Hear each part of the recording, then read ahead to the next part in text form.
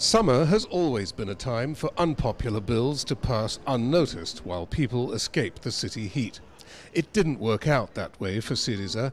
Its first bill, implementing new public spending economies, brought out parties to the left of Syriza, hoping to cultivate disappointed voters, chief among them the Communist Party's Labour Union.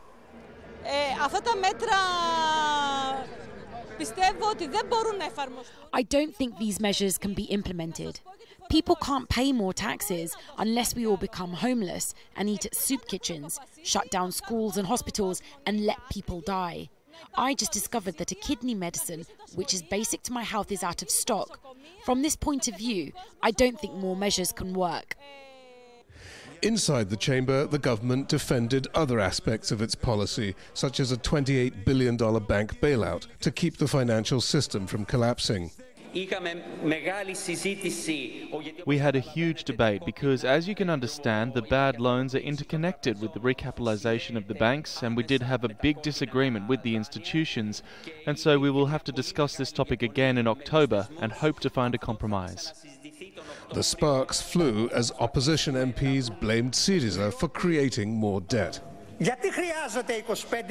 So why do we need 25 billion euros for the recapitalisation of the banks? Because you drove up the deposit outflows, because the previous bank stress test showed that no recapitalisation was needed, and we had a buffer of 11 billion that we could have used to enter the markets, but which you gave away, and then you were looking for it and wondering who is to blame.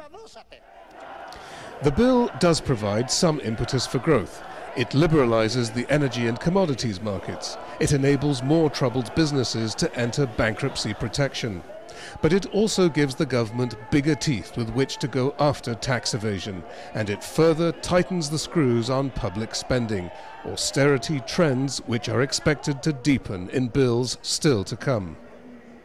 Perhaps most hurtful to Syriza politically, it ends early retirement over the next 7 years and cuts pensions.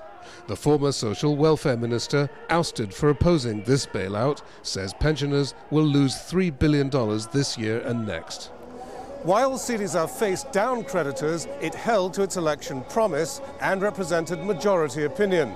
But Syriza's about turn has now introduced a fundamental imbalance in Greek politics. While more than 60% of the popular vote is against austerity, a majority of lawmakers supports it, and that creates a political market and potential instability.